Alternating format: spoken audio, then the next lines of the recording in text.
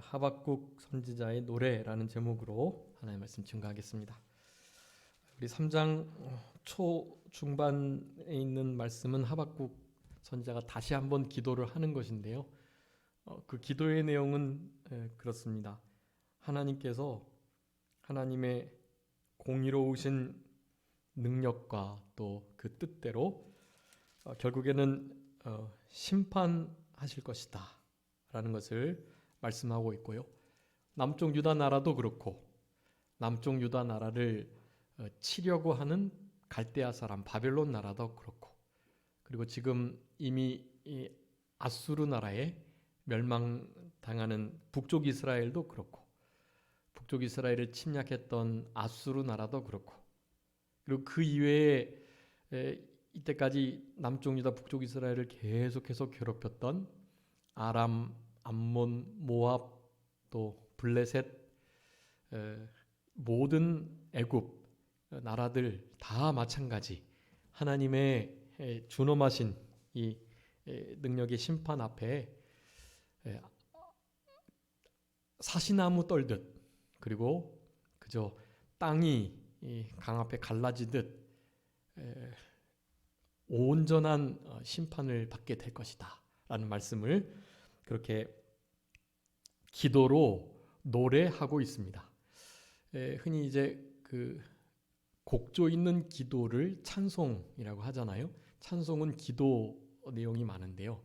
그 기도의 내용에 곡조를 붙인 거예요. 그래서 그 곡에 가사가 붙은 그런 기도, 그것을 이름하여 찬양, 찬송이라고 하는 것입니다. 찬송을 부르면 기도하는 게 되고요. 기도하실 때 그러니까 우리가 아시는 분들부터 해서 기도 제목 전 세계에 있는 크리스천들을 위해서 기도한다고 해도 1시간이면 다 끝나고요. 사실은 중보기도 1시간도 하시기 어렵잖아요. 그래서 근데 우리가 기도는 적어도 30분에서 1시간은 하셔야 돼요. 그게 길을 갈 때도 설거지할 때도 다 기도하시는 마음으로 하시는 건 맞는데요. 그럴지라도 특별한 시간을 정해놓고 특별한 장소에서 특별하게 할애된 시간을 사용하는 것이 중요하고요. 그런 의미에서의 물리적인 시간, 그것을 꼭 하나님께 드리셔야만 합니다. 성경을 보실 때 이렇게 꼭 시간이 들어가잖아요. 성경 보신 것만큼 꼭 기도하실 때에도 시간을 드리셔야 해요. 24시간 10분의 1이 2시간 24분이라고 몇 번 말씀드렸는데 2시간 24분 그건 하루에 꼭 하나님께 드리셔야 돼요. 우리 학생들 공부할 때도 시험 기간이라도 시험 기간 때 더 바쁘니까 아침에 성경 한 장 기도 짧게 2, 3분조차 하지 않고 그냥 허겁지겁 밥 먹고 시험 보고 학교 가고 막 그러는 경우가 많아요. 그렇게 하시면 안 되고 우리 성도님들께서 자녀들을 잘 교육하셔야 돼요. 그럴수록이 더 하나님께 시간을 드리라고. 이를테면 10분만 먼저 일어나서 그렇게 하나님께 5분 성경 보고 5분 기도하고 충분히 드릴 수 있잖아요. 그렇게 하시도록 우리 자녀들을 교훈하셔야 합니다. 출가한 자녀들에게도 마찬가지예요. 출가한 자녀들에게도 직장 가기 전에 하여간 어떠한 때에도 꼭 그렇게 성경 읽고 기도하는 것을 먼저 가장 첫 시간에 주님께 드리라. 그렇게 해야 하기가 어려우니까 새벽 기도하면 돼. 새벽 기도 드리시면 성경 읽으시고 찬송하게 되고, 그날의 어떤 주제에 맞춰서 인도자가 또 중보기도도 함께 할 수 있고요. 너무나 귀한 거거든요. 우리 성도님들 대부분 교회가 머시니까 멀리 계시니까 집 가까운 곳에 꼭 새벽 기도를 가셔요. 그래서 새벽 기도를 하셔야 돼요. 지금 이제 새벽 기도를 잘 또 안 받아주잖아요. 우리 교회는 누구든지 오도록 하고 있지만 또 서로가 이렇게 사실은 불편해질 수 있는데, 가까운 교회에 말씀해 주시면 제가 직접 담임 목사님께 연락드려서 우리 성도님이 맞고 확인을 시켜드리고 우리 새벽 기도 때문에 이렇게 교회를 찾다가 가까워서 가겠노라고 그렇게 말씀드리면 신원이 분명하니까요. 그러니까 그런 일이 있을 때는 담임 목사님들도 흔쾌히 잘 받아주시거든요. 꼭 가까운 교회 앞에 있는 교회에 가셔가지고 반드시 하나님 앞에 시간을 들이셔야 합니다. 하루에 2시간 24분 하나님의 거다 생각하시고 꼭 하나님께 드리세요. 우리 중고등부 학생들에게는 2시간 24분 중에서 적어도 24분, 그러니까 30분 정도는 적어도 하나님께 드려야 되지 않냐. 30분. 그러니까 10분 기도하고 10분 찬송하고 10분 성경 보고 이러면 딱 좋거든요. 너무너무 귀한 일이에요, 그게. 그래서 꼭 그렇게 하셨으면 좋겠고요. 이 하박국 선지자가 기도를 드리는데 오늘 본문은 사실은 곡조가 붙은 기도였습니다. 거기 1절에 보면 시기오노트이라고 돼 있죠. 시기오노트는 우리 시편 3편에 보면 그 식가연이라는 것이 나오는데 그 식가연의 복수형이에요. 그래서 이것은 좀 빠르고 경쾌한 곡조로 이 기도를 노래하는 것이라는 의미를 갖거든요. 그래서 이 노래가 이 기도가 노래 형식으로 신앙의 고백으로 하나님께 이렇게 드려지는 그런 형태를 가지고 있습니다. 그래서 여러분 거기 보면 3절이나 또 9절이나 13절 뭐 이런 데 지금 셀라라고 써져 있죠. 셀라.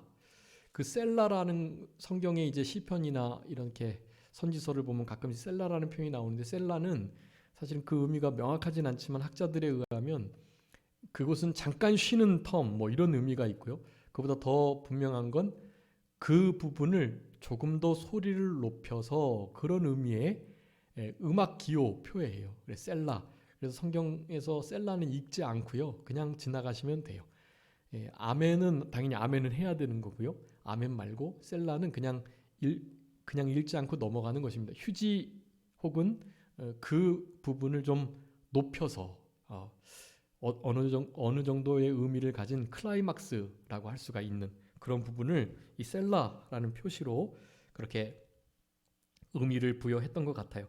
그래서 이 노래는 기도인데 곡조가 붙은 노래였다. 우리 하박국 선지자가 1장 2장에서 계속 말씀하고 있었죠. 왜 이렇게 하나님의 백성이 하나님보다 더 악한 자들의 공격을 받고 그들로 인하여 심판을 받는가에 대한 물음을 계속 묻고 계셨어요. 거기에 대한 명쾌한 답변은 사실은 주지 않으셨고요. 그 대신 이 메시아에 관한 말씀들을 좀 하시고 그리고 의인은 무엇으로 산다? 의인은 믿음으로 산다. 여러분 이거 기억하셔야 돼요. 갈라디아서 또 로마서 히브리서 여기에 3번이나 인용했던 하박국 2장 4절의 말씀을 그렇게 인용했던 성경에서 각각 다른 성경으로 구약 성경이 3번이나 인용된 것은 이것밖에 없어요. 이 말씀에 의해서 우리 루터가 종교 개혁을 하게 되었던 말씀인 거예요. 의인은 믿음으로 산다. 즉 믿음으로만 의롭게 된다. 그리고 다르게 구원받을 수가 없고 믿음으로만 결국 구원받는다. 죄의 문제를 믿음으로만 해결받을 수 있다. 명확한 이신칭의, 이신득구 그 신앙을 깨달은 거예요. 오직 의인은 믿음으로 말미암아 산다. 믿음으로 살아가는 거예요. 믿음으로만 삽니다. 의인은 그러니까 믿음으로 행하고 생각하고 말하고 행동하셔야 돼요. 무엇을 하든지 믿음으로 하셔야 합니다. 그 사실을 깨닫고 나서 믿음으로 사는 거구나 라는 것을 깨닫고 나서 더 이상 이제 남쪽 유다 나라에 있는 여러 가지 사회의 부조리 또 어떤 악한 일들의 그 원인들 모순적인 상황들 불합리하고 불공평하고 그런 모든 것들을 다 잊고 이제는 노래하는 거예요. 노래. 이렇게 구원을 노래하는 거예요. 하박국 선지자의 노래는 구원을 노래한 것입니다. 구원을 베푸신 그분 그리고 그분의 구원을 노래하고 있어요. 그래서 그 부분의 핵심 중에 하나는 2절입니다. 2절이 참 중요한 말씀인데 우리 다 같이 한번 읽어보겠습니다. 2절 시작. 여호와여 내가 주께 대한 소문을 듣고 놀랐나이다. 여호와여 주는 주의 일을 수년 내에 부응하게 하옵소서. 이 수년 내에 나타내시옵소서. 진노 중에라도 긍휼을 잊지 마옵소서. 아멘. 이스라엘 남쪽 유다 나라 이스라엘도 그렇고 이스라엘 안에도 부흥을 허락해 달라는 거예요. 그리고 지금 이 악한 자들이 이스라엘을 침범하려고 하는데 그 침범하는 모든 상황들 속에서도 결국에는 완전히 망하게 하시지 않고 궁극적으로 온전한 구원을 일으켜 주실 그 하나님의 자비와 불쌍히 여기심, 그 사랑, 그것을 의지해서 이렇게 기도하여 노래하고 있는 거예요. 여러분 이런 기도를 지금 이 시대에 우리 가정을 위해서, 교회를 위해서, 나라를 위해서 이렇게 기도해 주셔야 돼요. 지금 교회적으로도 얼마나 지탄받잖아요. 국가적으로 얼마나 교회가 또한 비판을 받잖아요. 가정 안에서도 개인적인 기독교인 크리스찬이 친척들한테 실제적인 가족들한테 선한 영향력을 끼치지 못하고 도리어 욕먹고 그런 상황들이 지금 벌어지고 있습니다. 여러분 이런 상황 속에서 우리가 믿음으로 막 살아가다 보니까 애매히 받는 핍박과 환난이 있는 것은 당연한 것인데요. 그렇지 않고 이제 실제로 잘못해가지고 믿지 않는 이들보다 더 못한 모습을 보여서 그렇게 되는 경우는 그건 정말 하나님께 죄송스럽고 하나님의 영광을 가리우는 일이 될 수밖에 없는 거예요. 그렇기 때문에 그런 일이 일어날 때 하나님께서 좀 도우시도록 오늘 본문의 2절의 말씀과 같이 수년 내에 부응하게 하시는 우리 하나님께서 말씀하셨거든요. 내 언약의 말씀을 성취하겠다. 지금 사실 이스라엘 백성들을 이렇게 공격하고 함부로 대하는 조롱하고 막 공격하는 이런 이방 세력들, 그 세력들 내가 당연히 그들이 교만해졌기 때문에 그들이 하나님이 생각하는 것보다 지나치게 이스라엘 백성들을 대했기 때문에 내가 저들을 완전히 그 자기의 힘으로 신을 삼는 그런 이들의 세력과 나라들을 내가 무너뜨리겠다 하셨던 바로 그 말씀. 근데 그 말씀을 믿지 않겠다고 1장에서 그랬어요. 사람들이 안 믿었던 거예요. 믿음은 모든 사람의 것이 아니니까요. 안 믿었지만 하나님께서 그렇게 하신다는 것을 다시 한번 분명하게 약속하며 그 약속한 것을 기억하고 노래하고 있는 거예요. 부흥케 하신다고 하셨으니까 반드시 하나님 그렇게 해주세요. 그 대신 좀 그 기간을 짧게 해주셔가지고 수년 내에 우리에게 진짜 부흥을 허락해 주세요. 그 부흥의 때는 물론 바벨론의 공격을 받고 멸망한 이후에 불순물이 좀 제거되고 그런 용광로에 좀 빠져가지고 남쪽 유다 나라가 만들어지고 좀 회개하고 다시 정결케 되는 과정을 거친 다음에 그렇게 부흥케 되는 일들을 말하는 것인데 당연히 그런 일이 있고 난 다음 그때에 그런 기간을 좀 짧게 해주셔가지고 짧게 강하게 훈련받고 정금과 같이 좀 나오도록 하나님 좀 도와주십시오 하는 기도를 드리고 있는 것입니다. 그러면서 진노 중에라도 무엇을 베풀어 달라고요? 긍휼을 베풀어 달라는 기도를 드리고 있습니다. 여러분 이 기도가요 아주 좋은 기도예요.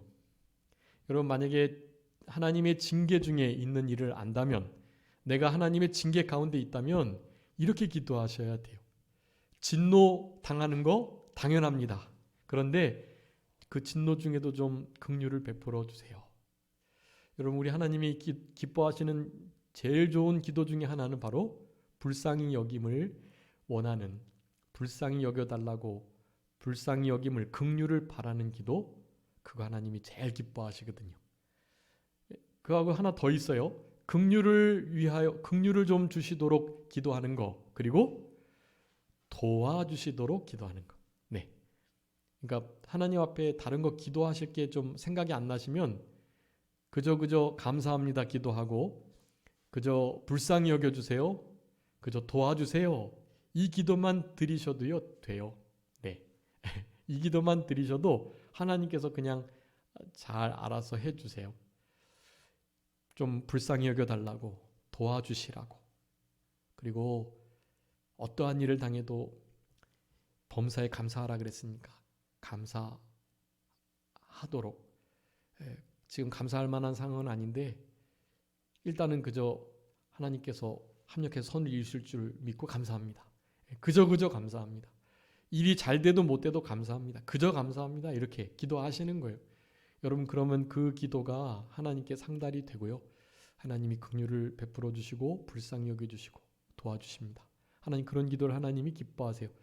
우리 하박국 선지자는 그걸 알았고 그것을 위해서 기도하며 노래하고 있는 것입니다. 여러분, 하박국 선지자의 이 기도 때문에, 기도 때문만은 아니겠지만 하나님의 이 부흥의 역사가 이제 딱 70년이 차고 난 다음에, 그 다음에 온전한 회복이 있게 되었던 것입니다. 여러분, 선견자의 기도, 중보자의 이 기도가 하나님의 보좌를 움직이고 하나님의 계획과 그 뜻을 단축시키고 진노의 심판을 돌이키시고 주님의 분노를 막고 그렇게 우리를 살려낸다. 우리 성도님들의 기도가요, 여러분 성도님들께서 속하신 가정, 그리고 그 직장, 또 사업장, 또 여러 배움의 장소나 공동체, 우리 학생들 학원이나 학교, 친구들 사이, 우리 성도님들의 어떤 동호회, 이런 안에 다 미쳐요. 그러니까 항상 이렇게 기도하셔야 돼요. 하나님, 부흥의 때를 수년 내에 허락해 주시고 진노 중에도 긍휼을 베풀어 주십시오. 불쌍히 여겨 주십시오. 도와주십시오. 감사하게 해 주십시오. 라는 기도를 항상 드리시는 그런 우리들이 되어야 되겠습니다. 1절부터 2절까지 주의 말씀을 듣고 놀라서 기도했어요. 소문을 듣고 놀랐다. 그 전에 명확한 우리 하박국 선지자에 대한 답변은 주지 않았지만 언약의 말씀이 결코 지체되지 않고 이루어질 것이다. 속히 반드시 응해질 것이다. 라는 말씀을 2장에서 해주셨고, 그 말씀이 진짜더라, 분명하더라 라는 것을 깨닫고 놀라는 것을 말씀하고 있습니다. 그래서 우리가 기도해야 될 것은 하나님의 뜻이 반드시 이루어질 것이니까 하나님의 뜻이 이루어지기를 또한 기도해야 됩니다. 아까 전에 불쌍히 여겨달라고, 또 감사하게 해달라고, 도와달라고 했던 기도는 일단은 아주 기본적인 바탕이 되는 기도예요. 자, 그 기도 위에 무슨 기도를 이제 또 드리셔야 하냐면 하나님의 뜻이 이루어지기를 기도해야 돼요. 우리가 날마다 주기도문 하시죠? 주기도문에 어떤 기도문이 있나요? 하늘에 계신 우리 아버지여, 이름이 거룩히 여김을 받으시오며 나라의 임하옵시며 뜻이 하늘에서 이룬 것처럼 땅에서도 이루어지이다. 여러분, 그러니까 주기도문을 그래서 매번 하셔야 돼요. 제가 언제 한번 말씀드렸는지 모르겠는데 주기도문, 그 다음에 사도신경, 이것을 하루에 할 수 있는 대로 하라는 거예요. 그러면 진짜 여러 가지 문제가 풀리는 거예요. 그래서 이를테면 조그만 해바라기 씨나 좁쌀 같은 거를 한쪽에 주머니에다가 20개 넣고 그 10계명 주기도문하고 사도신경 한 번 외울 때마다 그 20개 들어있는 조그만 그 구슬이랄지 그 해바라기 씨를 다른 쪽 주머니에다 넣는 거예요.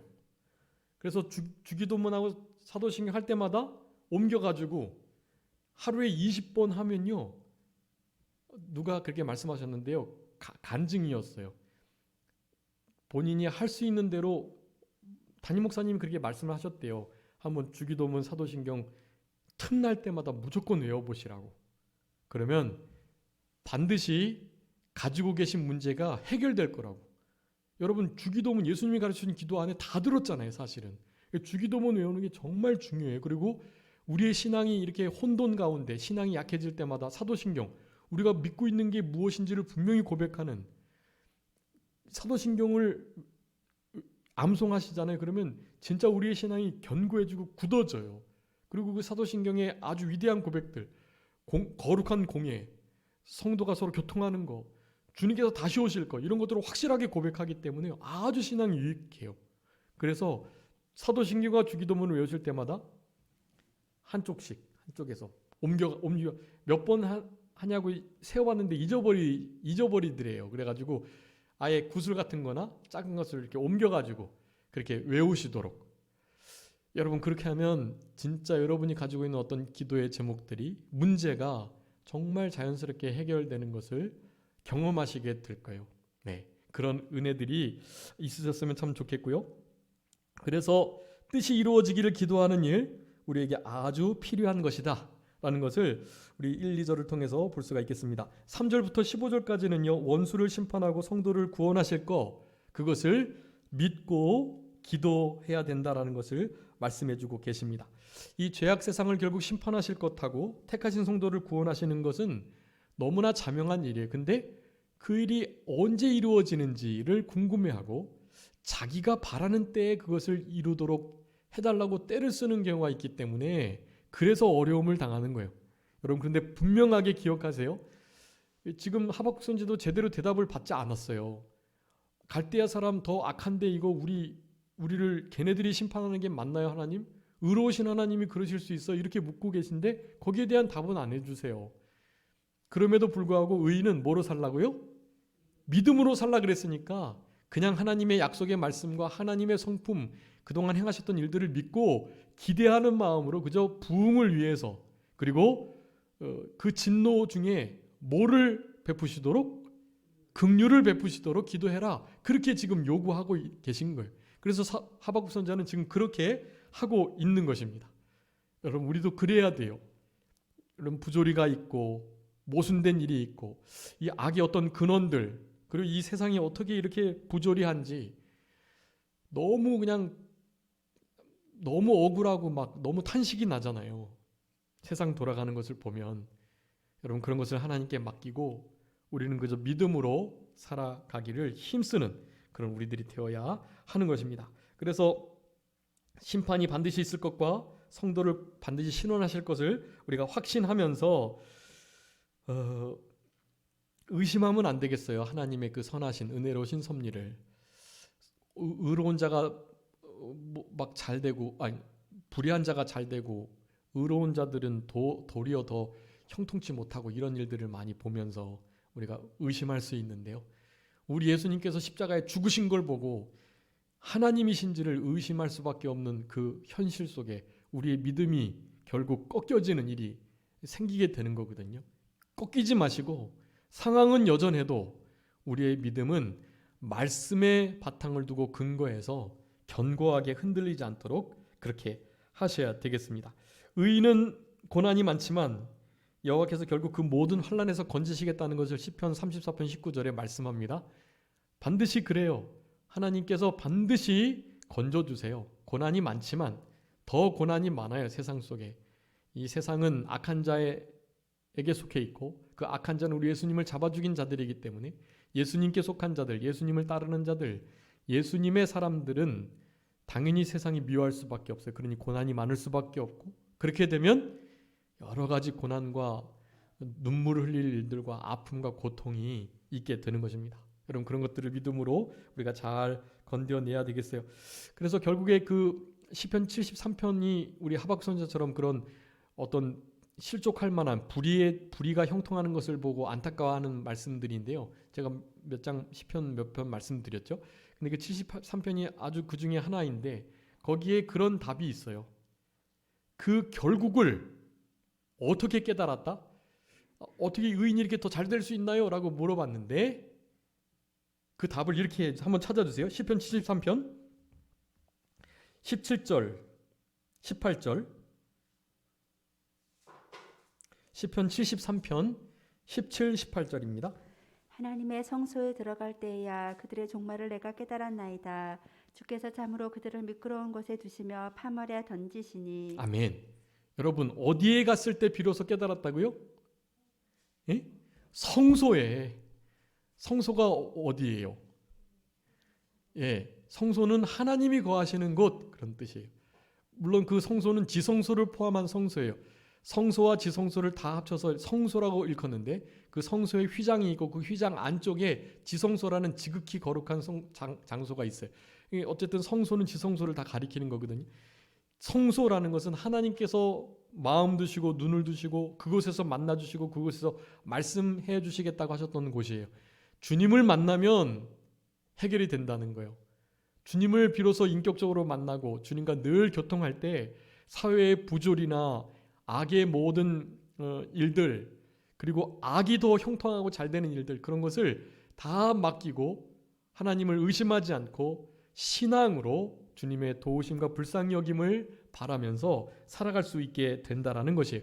결국에는 악한 자들은 미끄러운 데 두어서 망하게 하신다는 거예요. 그것을 특별히 시편 기자는 영영한 멸망, 영원한 멸망이라고 표현하고 있어요. 그것도 한번 읽어주세요. 시편 92편 7절 한번 읽어주세요. 시편 92편 7절. 악인들은 풀같이 자라고 악을 행하는 자들은 다 흥왕할지라도 영원히 멸망하리이다. 아멘. 악한 자들이 흥왕해요. 그런데 어떻게 된다고요? 결국 영원히 멸망해요. 흥왕은 어떻게 흥왕해요? 잘해야 100년. 잘해야 100년 흥왕하는 거죠. 자기 살 때. 죽을 때도 건강하게 죽어도 어쩔 수 없어요.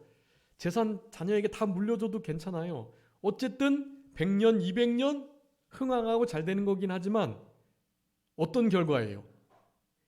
영영한, 영원한 멸망이에요.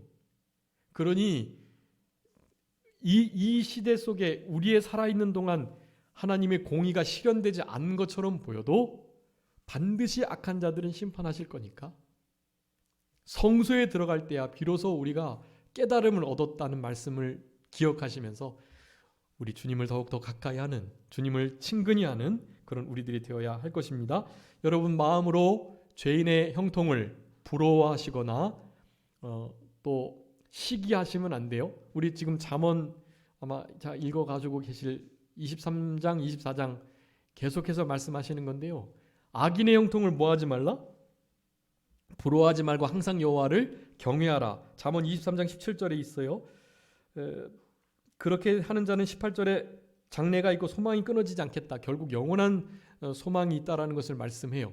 그러면 잠언 계속해서 24장 1절하고 19절 20절 거기 보면 악인의 형통을 부러워하지 말라. 그들과 함께 있으려고도 하지 마라. 부러워하거나 함께 있으려고 하지 말라고 말씀하면서 그 행악자들로 인해서 분을 품거나 그렇게 형통함을 부러워하지 말고 잠언 24장 20절 말씀에 보면 대저 행악자는 장래가 결국 없겠고 악인의 등불은 꺼지겠다 그렇게 말해요. 결국에는 꺼지고 멸망하고 영원한 장래가 없다라는 것을 성경은 분명히 말씀해주고 계십니다. 그러니까 좀 우리 생각할 때 영 부조리한 것 같다라고 생각해도 그거 하나님께 맡기시고 부조리한 것 보면서 하나님이 살아계시면 이런 일이 있을 수 있나? 하지 마시고 하나님이 그 가운데에도 하나님의 선하신 뜻을 이루신다는 것을 생각하시면서 우리가 해야 할 일은 이제 16절부터 19절입니다. 예, 이제 이런 기본적인 마음을 바탕으로 우리가 잘 알고 있는 우리 하박국 선지자의 위대한 신앙의 고백, 그 고백을 우리의 고백으로 삼아야 할 것입니다. 그것은 다른 것이 아니고 우리 하나님께서 구원의 은총을 세상에 나타내시고 그 하나님의 구원을 인하여 기뻐하고 만족하도록 우리를 살아가게 하신다라는 것, 그것을 우리들에게 교훈해주고 계십니다. 우리가 주목하고 보는 것은 눈에 보이는 거, 잠깐 지나면 없어지는 것이 아닌 영원한 거, 보이지 않지만 진짜 그것을 우리는 바라고 추구합니다. 고린도후서 4장 18절에 우리가 주목하는 것은 보이는 것이 아니요 보이지 않는 것이니 보이는 것은 잠깐이요 보이지 않는 것은 영원합니다 라고 말씀했어요. 우리는 지금 보이는 이 땅의 것, 형통 잘 되는 거 이거 바라보고 살아가는 거 아니에요.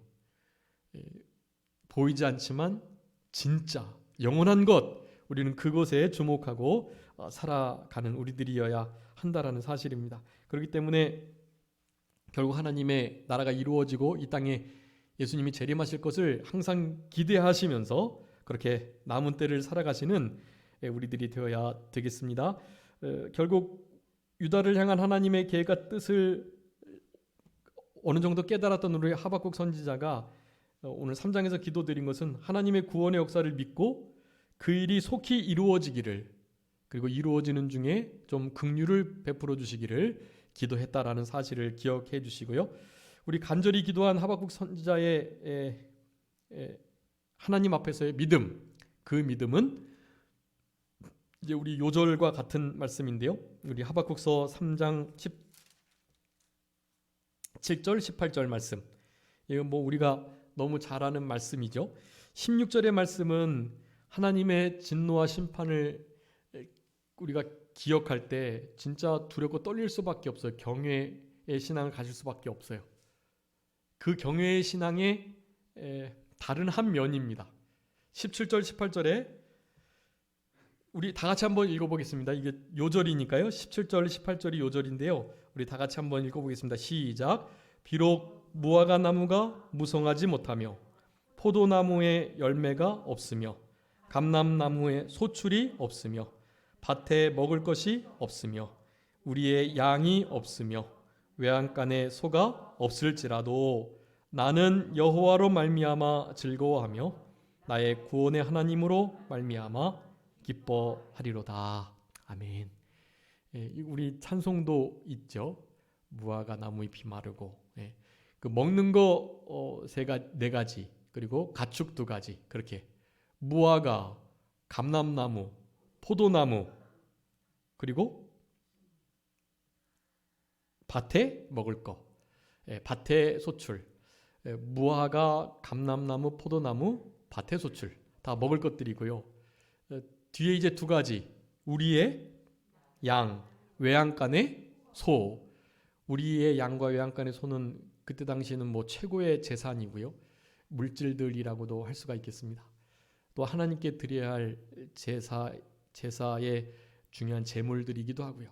그런데 그런 것들이 없어도 그런 거 많이 주시는 때 감사하고 그럴 때 하나님 기뻐하고 하나님의 구원을 즐거워하는 게 아니라 그런 거 없어도 하나님을 인하여 하나님 그분 그 존재, 그분이 나를 사랑하시고 아들을 주신다는, 메시아를 보내서 구원하신다는 이 언약의 약속의 말씀을 믿는 이 믿음을 가진 이들은 그 언약의 말씀을 해주신 그분을 인해서 기뻐하고 즐거워한다는 거예요. 네.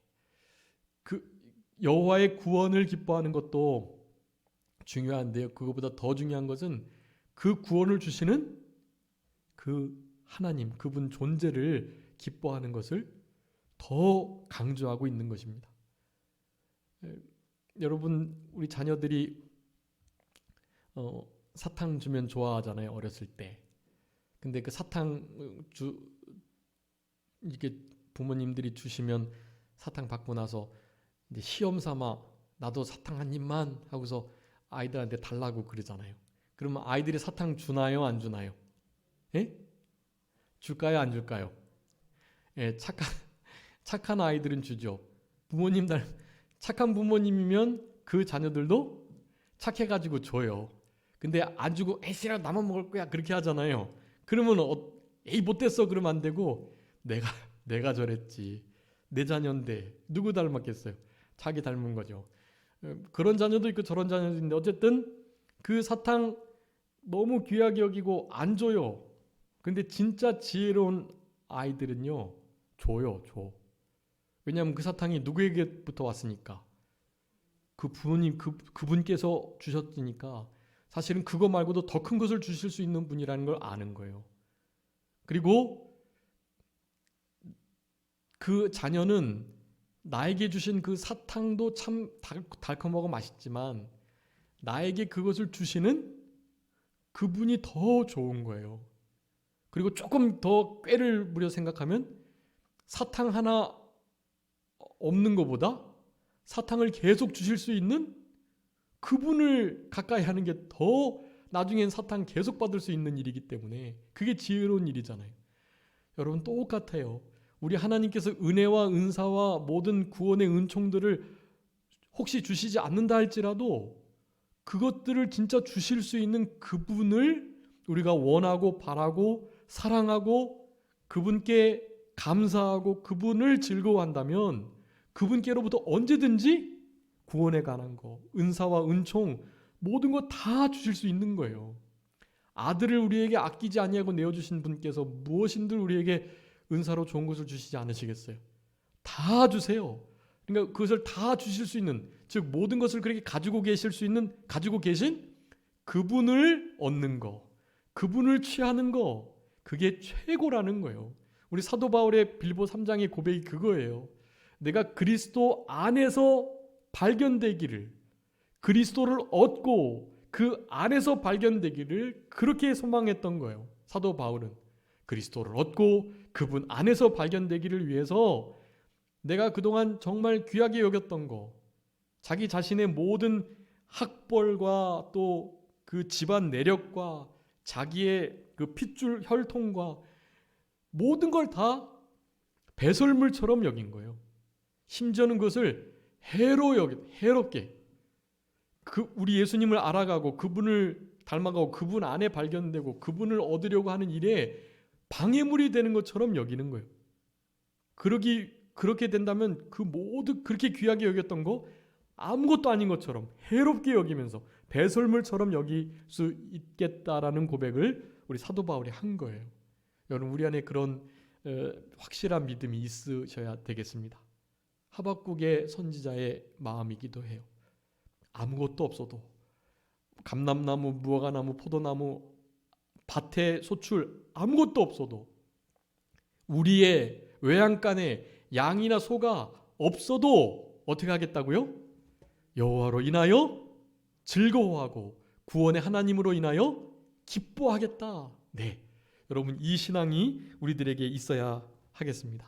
여러분 이 신앙은 어디서부터 옵니까? 하나님의 말씀으로부터 와요. 여러분 그분을 기뻐하고 즐거워하는 것은 우리의 힘으로 되는 게 아니에요. 수요 예배 때 지금 하고 있는데요.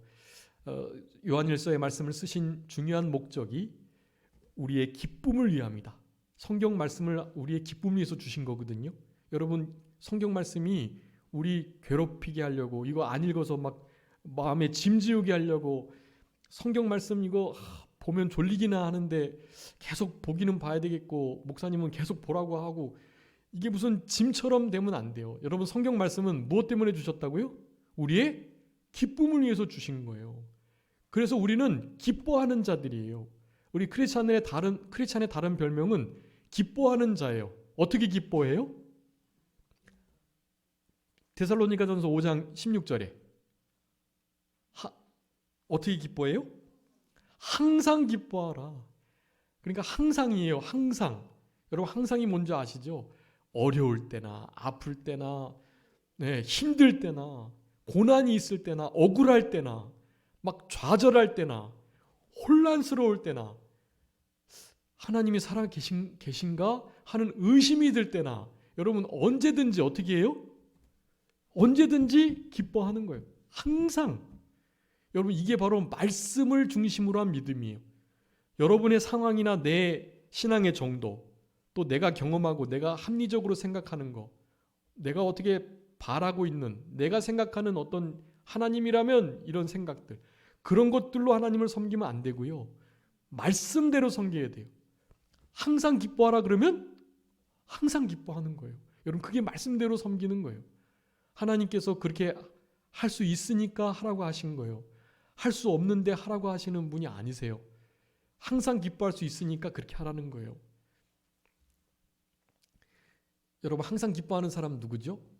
여기 이렇게 꽃꽂이신 분.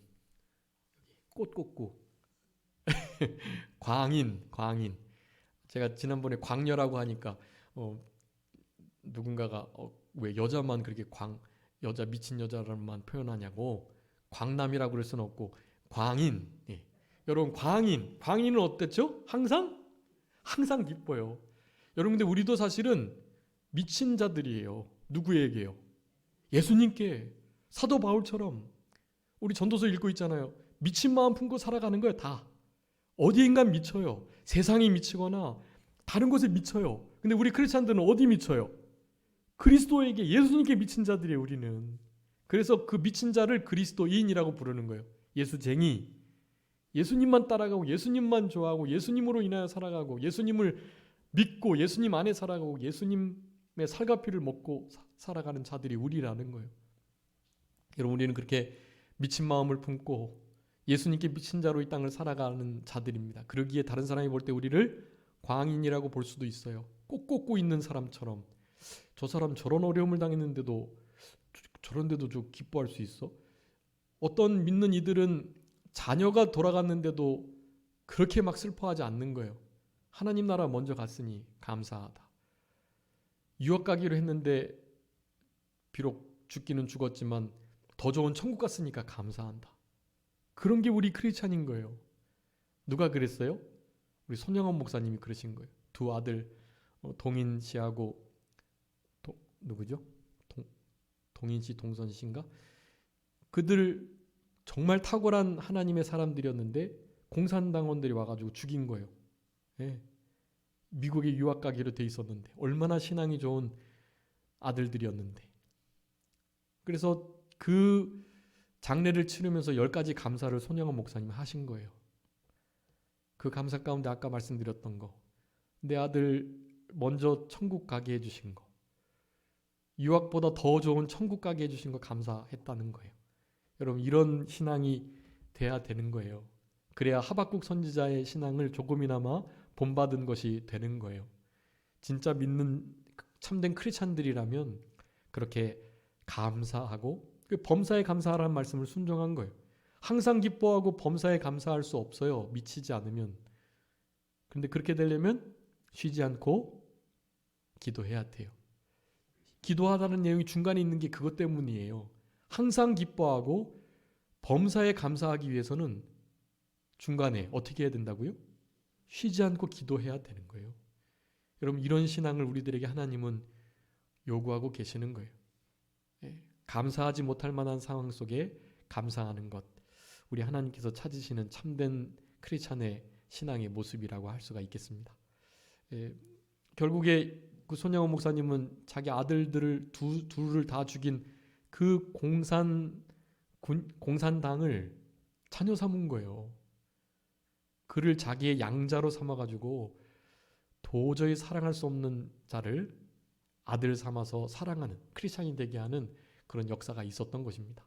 여러분 그런 열매들이 좀 맺히셔야 되겠고 이제 사실은 이게 어떻게 기뻐할 수 있는가 중요한데 그거 지금 이제 이게 너무 많아가지고 이거는 다음 시간에 좀 간단하게 요약을 해서 하도록 하겠습니다. 우리 진짜로 우리가 실제로 기뻐할 수 있는 근거가 우리에 없어요.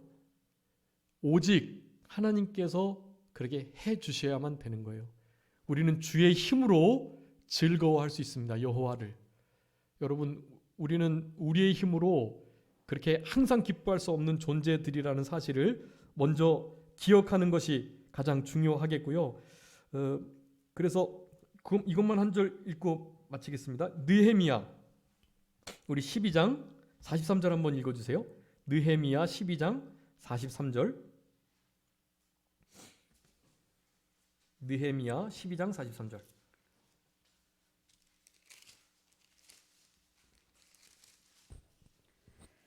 이날에 우리가 큰 제사를 드리고 심히 즐거워하였으니 이는 하나님의 크게 즐거워하게 하셨습니다. 부녀와 어린아이도 즐거워하였으므로 예루살렘이 즐거워하는 소리가 멀리 들렸느니라. 아멘.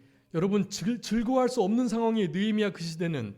그런데 그때 즐거워하는 일이 있었어요. 물론 이제 성벽이 완성되고 즐거워할 수 있는 일이었었지만 사실은 그 모든 환경들은 즐거워할 상황이 아니에요. 근데 그날에 아주 큰 기쁨이 즐거움이 있었어요. 왜 그랬다고 말씀해요? 느헤미야 12장 43절에서 이는 하나님이 크게 즐거워하게 하셨습니다. 여러분, 하나님께서 즐거워하게 해주셔야 우리는 상황과 관계없는 기쁨과 즐거움을 어린아이부터 어른까지 누리며 살 수 있는 거예요.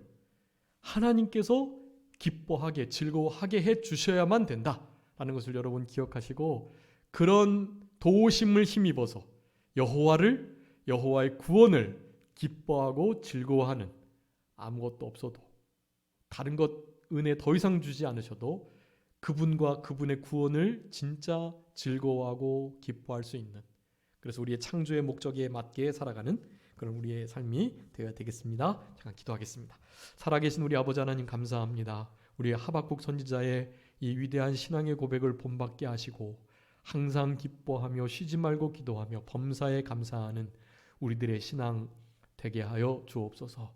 우리 하나님께서 찾으시는 신앙이고 하나님께서 원하시는 또 기뻐하시는 신앙인 것을 확신하면서 여러 가지 사회에 부조리가 있고 불공평 또 불평등, 모든 의롭지 못한 불의가 판을 치는 세상이오나 거짓이 횡행하는 시대이오나 하나님, 이 모든 것들 그저 다 주님께 맡기고 우리가 먼저 바로 살고 남은 모든 것들을 그저 주님의 선하신 주권과 그 섭리에 온전히 맡기고 우리는 그저 주님의 그 구원만을 온전히 기뻐하고 즐거워할 수 있는 참된 인생의 목적에 맞는 우리의 삶이 되게 하여 주시옵소서. 사람의 제일 되는 목적은 하나님을 영화롭게 하는 것과 그를 영원토록 즐거워하는 것이라 하셨사오니, 그를 즐거워함으로 영광을 돌리는 우리들의 인생길을 걸어갈 수 있도록 주님 도우시고, 느헤미야에 있는 말씀과 같이 기뻐하고 즐거워할 수 있는 유일한 이유, 그것은 하나님께서 기뻐하게 해 주셔야 한다는 말씀을 기억하며 항상 하나님의 기뻐하게 해주시는 이 은혜를 구하고 기뻐하고 즐거워할 수 있는 우리들의 삶이 되게 해 주옵소서. 모든 것 주님께 맡기옵고 살아계신 예수 그리스도의 이름으로 기도 올리옵나이다. 아멘. 다 같이